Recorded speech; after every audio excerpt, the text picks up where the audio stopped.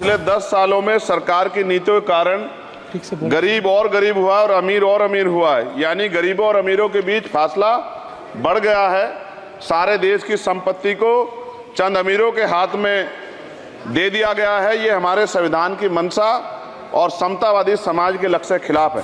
जो budget SC ST को मिलता है, मेरे दाएं तरफ जो साथी बैठे उनको बुरा लगेगा। कर्नाटक में 14,732 करोड़ रुपए इन्होंने दूसरी योजना में लगा दिए और मध्य प्रदेश में आपने 95 करोड़ रुपए जो है दूसरे बजट में लगा दिए। हमारा जो मिलता है उसको तो मत छीनो भाई। पिछले लंबे समय से हमारे साथ धोखा हो रहा है, लेकिन अब ये नहीं चलेगा। चंद लोगों की तराजू से देश के संसाधन नहीं बटेंगे। पिछले 10 सालों में सरकार की नीतियों के कारण गरीब और गरीब हुआ और अमीर हुआ है। यानी गरीबों और अमीरों के बीच फासला बढ़ गया है। सारे देश की संपत्ति को चंद अमीरों के हाथ में दे दिया गया है। ये हमारे संविधान की मंशा और समतावादी समाज के लक्ष्य के खिलाफ है। अतः हमारी नीतियां गरीबों के पक्ष में भी होनी चाहिए। जातिगत जनगणना SC ST OBC यानी कि जो बहुजन समाज के लिए आज जीवन मरण का प्रश्न है, इसके बारे में कोई बात बजट में नहीं की गई है। इसके बाद जनसंख्या के अनुपात में बहुजन समाज को सभी क्षेत्रों में हिस्सेदारी मिलनी चाहिए, तभी बाबा साहब अम्बेडकर का जो सपना है समतामूलक समाज का वो पूरा होगा। महोदय, एक ऐसा विकसित भारत है जिसमें आज भी सफाई कर्मचारी को पक्की नौकरी नहीं मिल रही है और उसको गटर में उतरने के लिए मजबूर किया जा रहा है। उनके लिए कोई अलग से बजट नहीं है। बजट बन सकता है अगर सरकार चाहे। SC ST को जो सब प्लान मिलता था, SPC का जो पैसा मिलता था, वो बजट से हटा दिया गया है।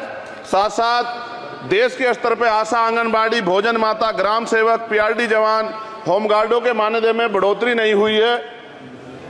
ऐसा कुछ भी नहीं दिख रहा है कि उनके जीवन में खुशहाली आ जाए। इनका मानदेय बढ़ना चाहिए।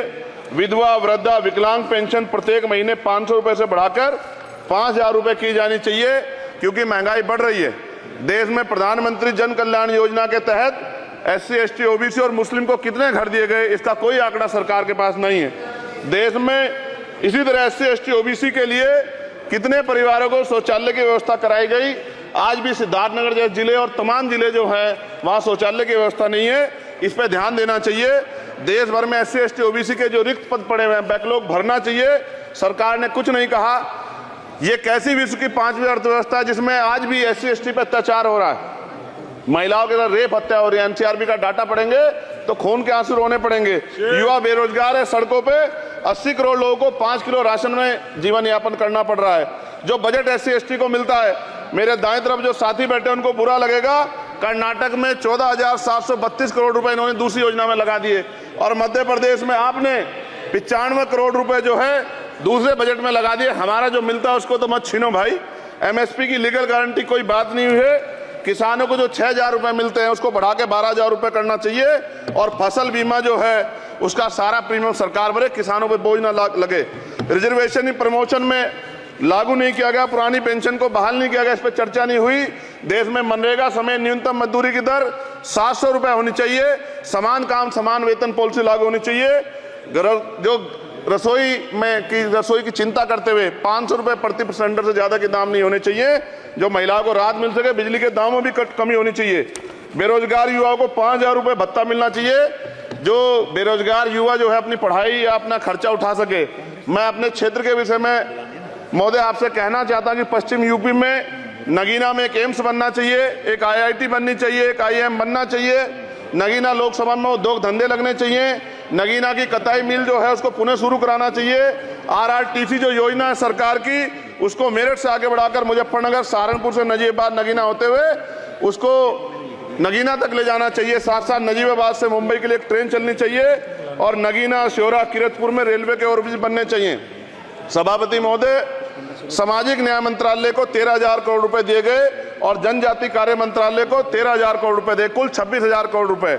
जो कुल बजट 48.20 लाख का लगभग 0.54% है, जबकि हमारी संख्या 25% से ज्यादा SC ST की और बहुजन समाज की मिलाओगे तो 85% से ज्यादा है। और हमारे विकास के लिए सरकार 1% पैसा खर्च कर रही है, जो मिलना हमें चाहिए, जबकि मिलना हमें 25% चाहिए। ये ऊंट के मुंह में जीरा के समान है, कहावत हमने बहुत दिन सुनी थी। पिछले लंबे समय से हमारे साथ धोखा हो रहा है, लेकिन अब ये नहीं चलेगा। चंद लोगों की तराजू से देश के संसाधन नहीं बटेंगे। इस देश का बहुजन समाज बर्दाश्त नहीं करेगा। संसाधन का बंटवारा संख्या के आधार पे होगा। माननीय काशीराम साहब नारा लगाए थे, ना तो वोट हमारा राज तुम्हारा चलेगा, और आज हम कह रहे हैं ना ही वोट हमारा और नोट तुम्हारा चलेगा। इस बात का भी ध्यान जो है सरकारों को देना पड़ेगा। आपके माध्यम से सरकार से मेरी एक मांग है, सरकार इस योजना का लाभ भी अपने आप ले ले, श्रेय भी ले ले कि 1 लाख रुपए सालाना बहुजन समाज के अत्यंत गरीब परिवारों को दे। 10 लाख करोड़ रुपए खर्च होंगे, लेकिन इस 1 लाख रुपए की योजना से एक झटके से एक परिवार गरीबी की रेखा से ऊपर आएगा और इनके बच्चों को कुपोषण खत्म होगा, अच्छी शिक्षा मिलेगी, महिलाओं को सम्मानजनक जीवन मिलेगा और इससे वास्तव में सबका साथ सबका विकास का नारा सार्थक होगा।